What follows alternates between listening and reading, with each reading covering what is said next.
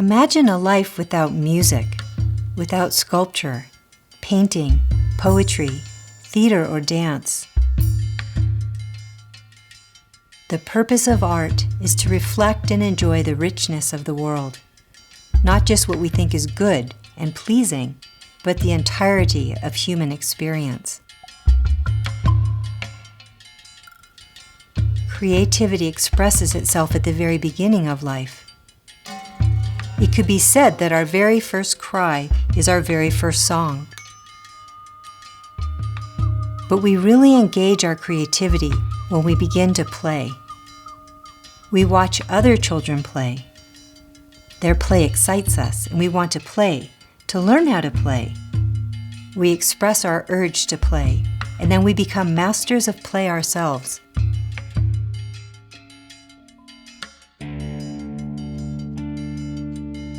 When we walk into an antique shop, we appreciate the craftsmanship of the pieces. We see the time and skill put into the glass, silver, and wood. Antiques have a quality of richness because in the past, artisans had more time to put into their craft. Things were not mass-produced, and there was a sense of lineage, a way of doing things. The energy put into the creation of art reflects our own richness, and in turn, communicates this richness to others. When we appreciate a beautiful piece of art, it is not limited to the piece itself. We experience the process that the artist went through as well. It's a transference of consciousness. Whether we are an artist or a spectator, we feel the creative energy. When it has been formalized into a piece, the artist's energy has not become the piece itself, but the piece is blessed by the creativity of the artist.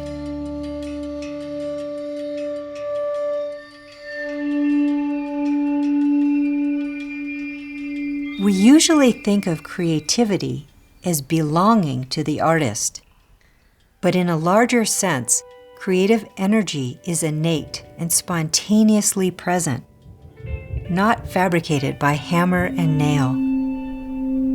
It is unborn, with no center or boundary, yet nothing exists outside of it.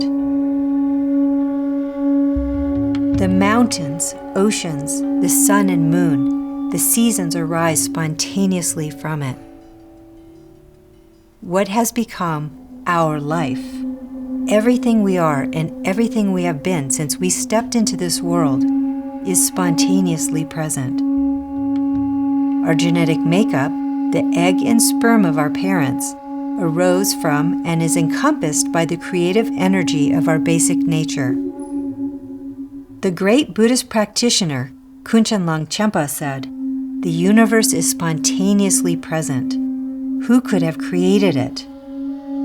It is the grand production of its creative energy, and all appearance is blessed by it."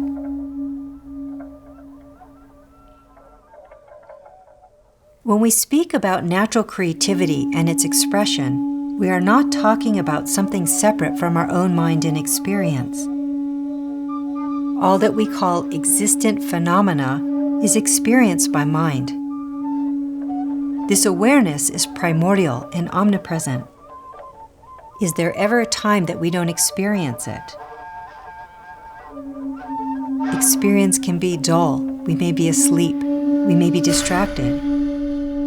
But we're always awake in one way or another, experiencing our thoughts, our emotions, our state of mind, experiencing our dullness, our distractedness or joy. We've never been inanimate like a rock. This creative energy never leaves us, whether our intelligence is obstructed or not, whether we operate from ego or from a bigger state of mind. It remains in its own naked state at all times.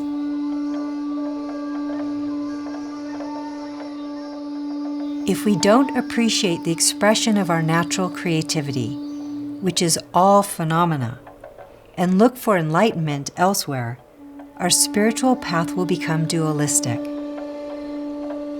It's an egoistic tendency to try to arrange phenomena according to our preferences rather than appreciate them for what they are. This approach leads us to resent certain experiences and search for an enlightenment or a creativity divorced from what we directly encounter. Resenting experience is resenting the natural vitality of mind and prevents us from having a trust in the fullness of the way phenomena unfold.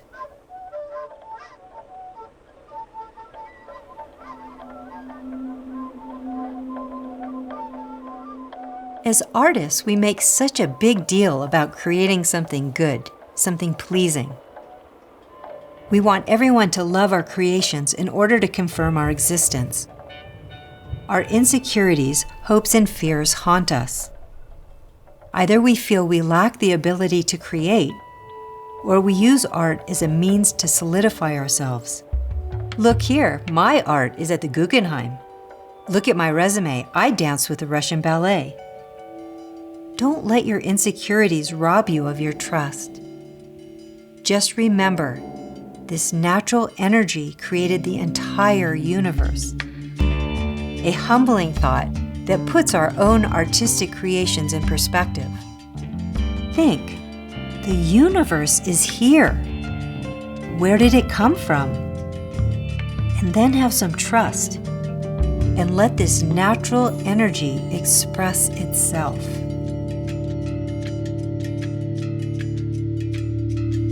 In truth, enlightenment is always grounded in our own direct experience of mind and its activities, no matter what they may be. When we trust our creative energy, we encounter a supreme kind of enjoyment, an amazement at the natural unfolding of life beyond our ordinary way of looking at things. When we talk about creating art, or more importantly, the art of living a sane life, it means trusting our basic nature and its natural creativity. Natural creativity is something very large, the essence of everything.